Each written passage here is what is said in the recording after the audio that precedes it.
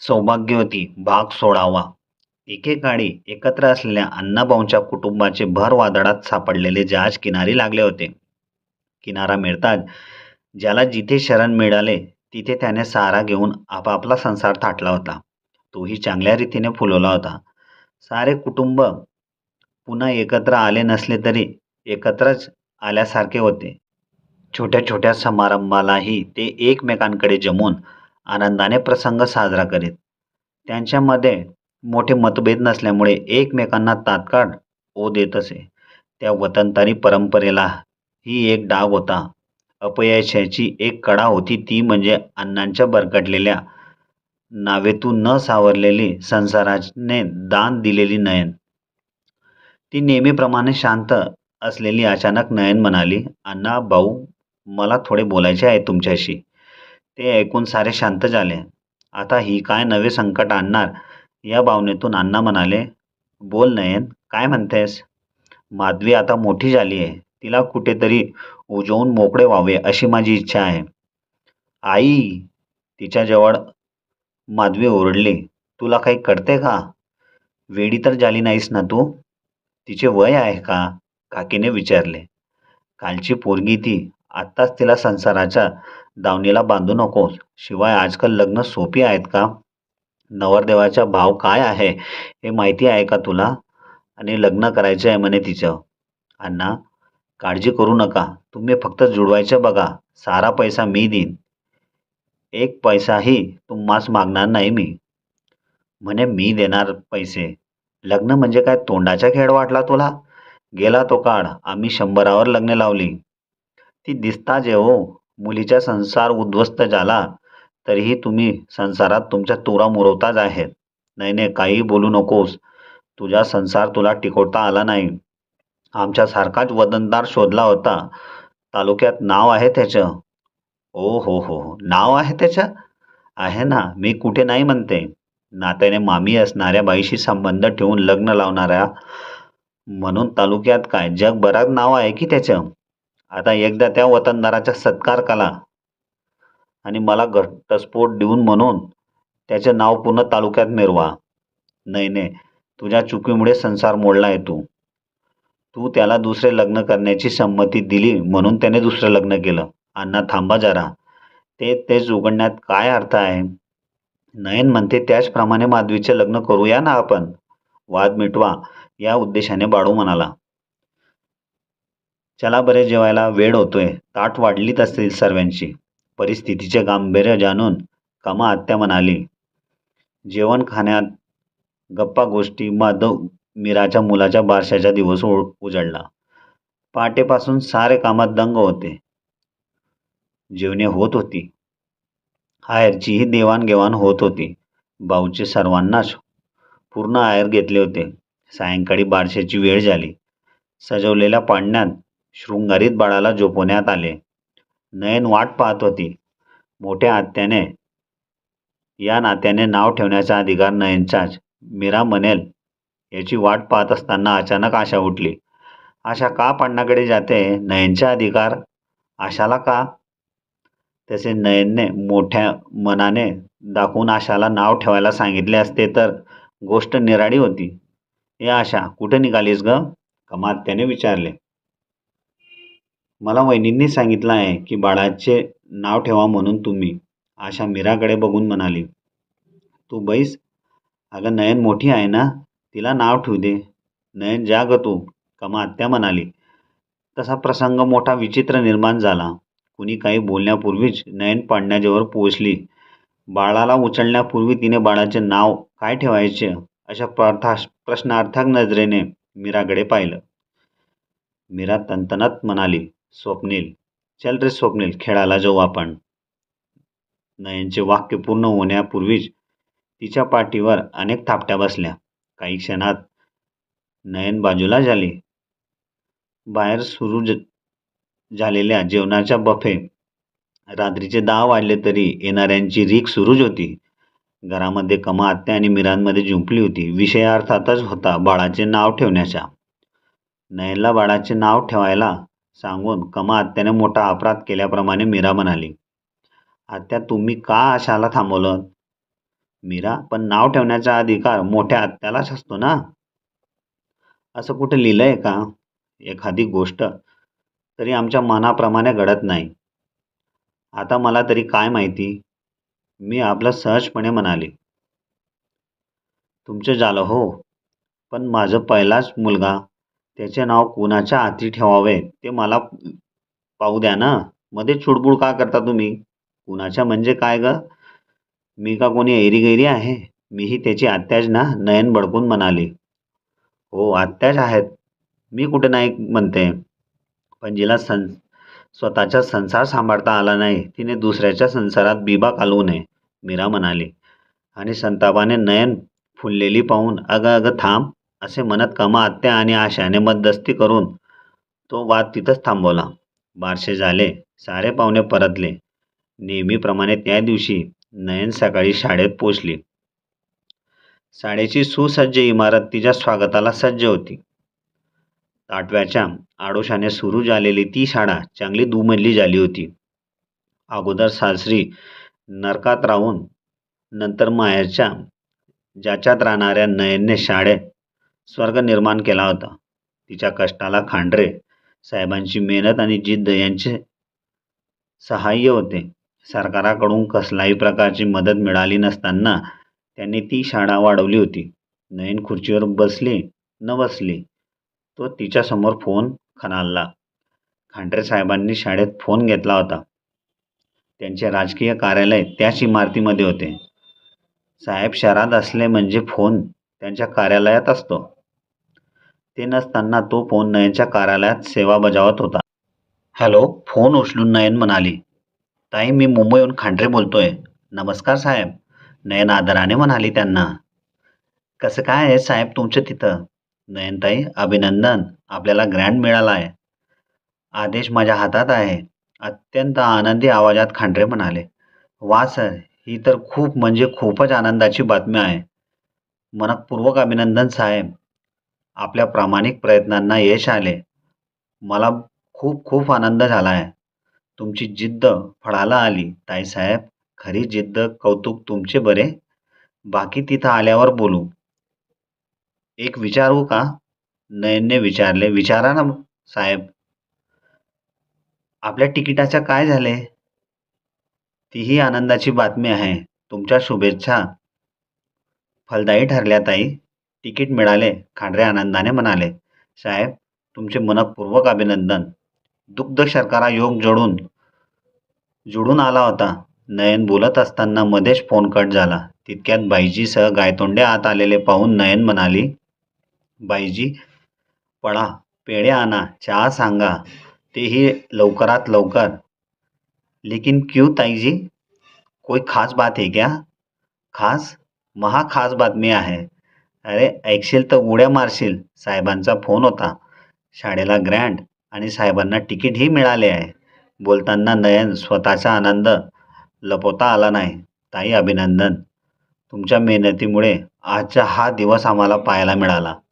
मेहनत एकटीची नाही, सर्वांचीच आहे भाऊ. असे म्हणत नयनने समोरचे वर्तमानपत्र उचलले. चौकटीत दिलेल्या बातमीने तिचे लक्ष वेधले. त्या बातमीला वाचता वाचता तिला धक्का बसला. तोही आश्चर्याच्या, आनंदाच्या, दुःखाच्या आणि कशाच्या. त्या वर्तमानपत्रात भाऊंच्या तिकिटांचा काळा बाजार पुराव्यासह छापला होता. शहरात आलेले अर्धपोटी, उपाशीपोटी, कफल्लक म्हणून स्थायिक झालेले भाऊ आणि अल्पावधीत शहरात बांधलेल्या आकर्षक दुमजली इमारतीचे छायाचित्र असा सारा इतिहास प्रसिद्ध झाला होता. तिने ते वर्तमानपत्र गायतोंडेंना दिले. बातमी वाचून ते म्हणाली. ताई, खरे सांगू का? ही बातमी मी सकाळी घरी वाचली होती. तुम्हाला त्रास होईल म्हणून मी काही बोललो नाही. ताई, आता पुन्हा तुमची परीक्षा आहे. अनुदान मिळाल्याचा आनंद व्यक्त करणार की या बातमीचे दुःख? भाऊ, आनंद, दुःख, सुख या सर्व संवेदना माझ्यासाठी बोथक झाल्या आहे. या सर्वांपासून मी खूप दूर गेले आहे हो. माझ्यासाठी सर्व स्पर्श भावना मृत झाल्या आहेत.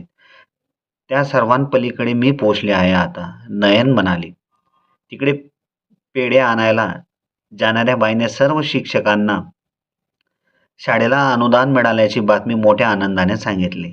तसे सारे आत्यंतिक आनंद झाल्याच्या अवस्थेत कार्यालयात जमून नयनचे अभिनंदन करू लागले. सायंकाळची वेळ होती. खोलीत अलमारीवर लावलेल्या मोठ्या आरशामध्ये तिने स्वतःला पाहिले. ती तिच्या प्रतिबिंबालाच पाहतच राहिली. रोजच्या सौंदर्यामध्ये आणि त्या दिवसाच्या तिच्या सौंदर्यामध्ये बराच फरक तिला जाणवला. रोजच्या साज शृंगारामध्ये असलेला तोचपणा कुठेही दिसत नव्हता. उलट रोजच्या त्या चेहऱ्यावरील शृंगारास त्या दिवशी लज्जेची लाल लील शोभून दिसत होती. चेहऱ्यावर आलेली लाली आणि तेज वेगळेच काही तरी सांगत होते. सोबत चेहऱ्यावर एक आशाही होती, एक उत्सुकता होती, अनेक प्रश्नही होतेच. ती रोजच नटत थटत असली तरी त्या दिवशी तिला तिच्या भावी जीवनसाथीला आकर्षित करायचे होते. एक साथ घालून त्याच्या सौंदर्य संदर्भातील कल्पनेत स्वतःला उतरवायचे होते. ते करताना नयनतीरांनी त्याला घायल करत लज्जेच्या सौंदर्यात त्याचा होकार मिळवायचा होता. त्या दृष्टीने माधवी तयार झाली होती. होय, ती माधवीच होती. नयनच्या सततच्या पाठीमागे लागल्याने ती त्या दिवशी लग्नाच्या बाजारात पाऊल ठेवणार होती. अर्थातच स्वतःच्या इच्छा आकांक्षांना तिलांजली देऊन तिथे स्त्रीत्वाची हार झाली होती. स्त्रीमुक्तीचे वादळ घोंघावत असतानाही माधवीला जुना परंपरेस सामोरी जावं लागत होते. मुलगी पाहणे या 2 शब्दात दडली मुलीची असहाय्यता, मुलीचा अपमान आणि मुलींचा बाजारात ज्याप्रमाणे गाई म्हशींची विक्री होताना त्यांची सर्वांगीण पाहणी होते. सिनेमातील खलनायक ज्या दृष्टीने नायिकेकडे बघतो त्याच नजरेने आलेले पाहुणे मुलीस पायाच्या अंगठ्यापासून डोक्यावरील केसापर्यंत बघतात. मुलीची प्रत्येक हालचाल न्याहाळून नंतर त्यावर कथ्याकूट करतात. त्या चर्चेची कलीनपत्ती मुलीसाठी नकारात्मक असते. तर मग तो प्रश्न त्या स्थळापुरता मिटतो. जर मुलीच्या पारड्यात होकाराचे दाणे पडले तर मग सुरू होतो लिलाव. हुंडाबळीच्या युगात मुलींच्या विक्री होते, तसे पाहिले तर मुलांचा लिलाव होतो. हा वाक्प्रचार अधिक संयुक्तिक ठरावा, परंतु तो प्रचलित नाही. वधू पिता मुलगीही देतो, वर हुंडाही देऊन वरदक्षिणाही देतो, म्हणजेच तो नवरदेवास विकत घेतो असाही अर्थ होऊ शकतो. पण तिकडे कुणी लक्ष देत नाही. मुलगी स्वस्वरूप असो की कुरूप, शिक्षित असो या अशिक्षित, नोकरी करणारी असो वा नसो, तिच्या पित्याला हुंडा वरदक्षिणा द्यावीच लागते. 21व्या शतकात हुंड्याची परिभाषा बदलली. हुंडा हा जणू शब्द बाद होतोय. त्याऐवजी वरदक्षिणा, कन्यादान ही नवीन नावे मिळतायत. जुन्या बाटलीमध्ये नवीन औषध टाकल्याप्रमाणे ज्याला जसं भावेल तसा अर्थ त्याने लावला. कन्यादान करताना दागिने, कार, जीप, स्कूटर, प्लॉट इत्यादी प्रकारही मान्य होतात. अडकलेला हात मोकळा होतोय. सर्व दानमध्ये कन्यादान श्रेष्ठ या आनंदात वधू पिता वराकडील मंडळीच्या अवास्तव मागण्या पूर्ण करतो. होत असेल जरी दनादन काढावे लागले तरी ऋण क्रमप्राप्त आहे कन्यादान. याप्रमाणे माधव खोलीत आलेल्या नयनच्या आवाजाने माधवी भानावर आली. तिच्याकडे आश्चर्याने पाहत नयन तिच्याजवळ येऊन तिला बघत उभी राहिली. भरल्या डोळ्यांनी नयनने माधवीच्या कपाळावर हलकेच ओठ टेकवले आणि काही न बोलता आल्या पावली निघून गेली. किती साधी कृती ती, पण त्यात तिचे भरलेलं मन, माधवीवर असलेले प्रेम प्रकट झाले. आईला फार कमी वेळा तिने तसा आनंदित पाहिले होते. माधवीसाठी आईचे रूप म्हणजे सदा दुःखात असणारी, सतत कष्टी दिसणारी आणि राबणारी आई. असं असलं तरी नयनने तिला प्रयत्नपूर्वक दुःखापासून दूर ठेवले होते. माधवी दिसताच नयन दुःख आत ढकलून तिला प्रेमाने मायेने बोलत असे. तिची प्रत्येक कृती तशी प्रेमाने भरलेली असायची. नयनवर एकामागोमाग एक दुःखाचे डोंगर कोसळलेही होते. संजीवनीच्या मृत्यूचा धक्का तर तिला जीवनातून उठवणारा होता, परंतु नयनने तो डोंगर सर करूनही ते दुःख पचवले होते. कमालीच्या वेगाने ती त्या धक्क्यातून सावरली होती. तरीही मनातले जे दुःख तिच्या आतून येत होते त्याला कुणी सावरण्याचा पर्यायही शोधला नव्हता. स्वतःला सावरत नयनने माधवीलाही सावरले होते. तिच्याकडे पूर्ण लक्ष केंद्रित केले होते. तिला योग्य वळण, योग्य शिकवण देऊन घडवले होते तिने. एकदा मूर्तिकारास जसं सर्वस्व पणाला लावून मूर्ती घडवतो, चित्रकार चित्रामध्ये जीव ओतून ते साकारतो, त्याचप्रमाणे नयनने माधवीला सुसंस्कृत केले होते. त्याची जाणीव माधवीलाही होती. घरातले वातावरण जरी त्या दोघांसाठी कलुषित असलं तरी दोघी एकमेकांना पाहता सारे दुःख विसरून जात असे. एकमेकींची काळजी घेताना विचारपूस करीत असे. माधवीच्या आजीने कधीच घरात दखल दिली नाही. तिने तिचे विश्व आखून घेतले होते. त्या विश्वाच्या बाहेर ती क्वचितच येत असे. माधव मामाही कधी तिला तिच्या आईला प्रेमाने आपुलकीने बोलल्याचे माधवीला स्मरत नव्हते. कधीही बोललात तर त्यास उपहास, संताप आणि घृणा भरलेली असे. तिची मामीही तिला कधी फारशी प्रेमाने बोलत नसली. वारंवार तिला गाडून पाडून बोलत असली तरीही मीराने तिला स्वतःच्या स्वार्थासाठी का होईना पण घरकामात पारंगत केले होते. मीराच्या धाकाने माधवी चहा, फराळ यासह सारा स्वयंपाक उत्कृष्ट बनवत असे. भाऊ तिचे आजोबा त्यांची तऱ्हा काही वेगळीच. प्रयत्न करूनही ती त्यांच्याबाबत काहीही निष्कर्ष काढू शकली नाही. संजीवनीच्या मृत्यूनंतर भाऊंचे वागणे बदलले होते. नयनशी नाही परंतु माधवीशी ते खूपच आपलेपणाने वागू लागले होते. पूर्वी तिच्याकडे न पाहणारे भाऊ संजूच्या जाण्यानंतर माधवीला जवळ घेऊ लागले. तिच्या पाठीवरून डोक्यावरून हात फिरवून शाबासकी देऊ लागले. उशिरा का होईना परंतु तिचे आजोबा इतर मुलांच्या आजोबांप्रमाणे तिचे लाड करत होते. माधवी, चल बेटी, असं म्हणत नयन तिला म्हणाली, पाहुणे आले आहेत. विचारलेल्या प्रश्नांची हळू आवाजात उत्तर दे. पुन्हा आत आलेली नयन तिला म्हणाली. माधवी उठली. नयनने हाताला धरून तिला स्वयंपाकघरात नेले. स्वयंपाकघरातून पोळ्यांचे ट्रे घेऊन माधवीने हलक्या पावलांनी बैठकीत प्रवेश केला. दुसऱ्या क्षणी हसणारी बैठक शांत झाली. सर्वांच्या नजरा स्थिर झाल्या. धडधड वाढली. बैठकीत आलेल्या माधवीने भाऊंकडे पाहिले तसं ते म्हणाले, दे सर्वांना पोहे. कापत्या हाताने माधवीने तो सोपस्कार पूर्ण केला आणि तिथे जवळच बसली. समोर बसलेल्या मंडळींवर तिचे स्वतःच्या नकळत शोधक नजर टाकली, परंतु तिला तो ओळखता आला नाही.